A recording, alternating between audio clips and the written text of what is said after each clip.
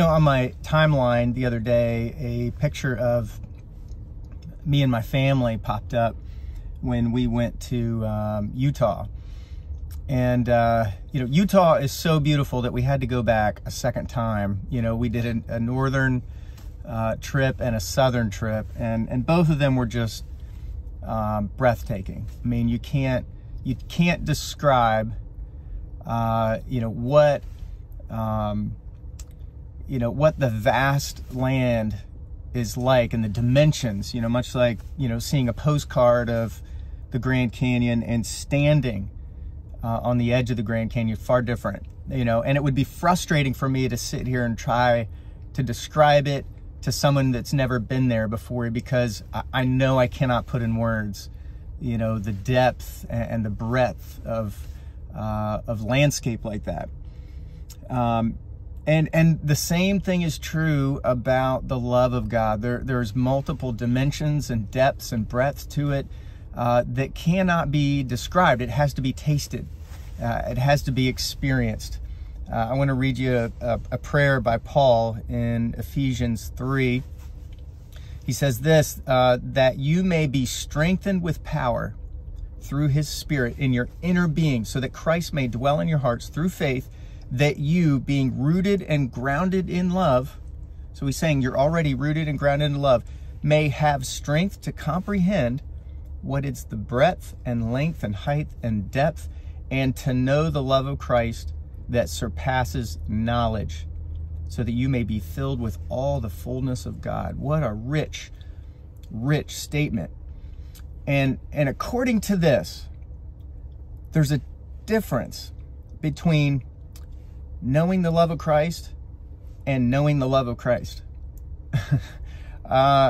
Apparently, there's knowing the love of Christ, and there's also knowing the love of Christ.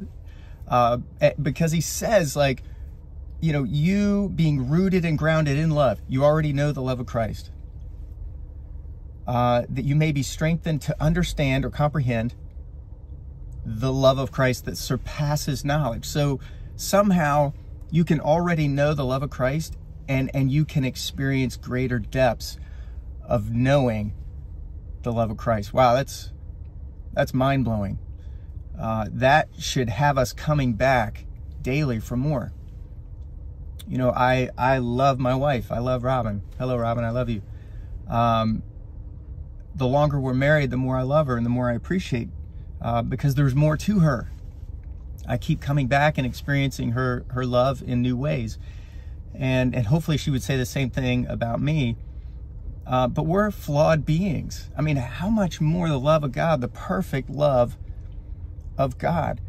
And knowing in the Bible is not this. It's not comprehending something on the head level, or the knowledge level, or the factual level. It is experiential, and it is relational. And that's who God is. It's experiential and it's relational. And how crazy is it that is God's posture, his disposition with us? He wants to fill us overflowing with the fullness of God. That is his desire. Let me read one excerpt from a book I've been reading called Deeper by Dane Ortlund. He says this: "This is the surprise of the Christian life. We get traction in our spiritual lives, not as we get down to work or get busy, but as we open our hearts, our hands, or our hearts and our hands. The Christian life is indeed one of toil and labor, but we cannot receive from God what he has to give when our fists are clenched and our eyes are closed. We need to be open with our fists and our eyes and lift both heavenward to receive his love." It's so much more. It's not about working hard for God. It's actually receiving. It's receiving from God. It's not working for God. It's receiving from God, and staying engaged like a child. Right? He's the daddy. I'm the child, and I should keep it that way, and look to him daily, hourly, momently, for everything I need for life and godliness. Hope you're encouraged today. Have a good one.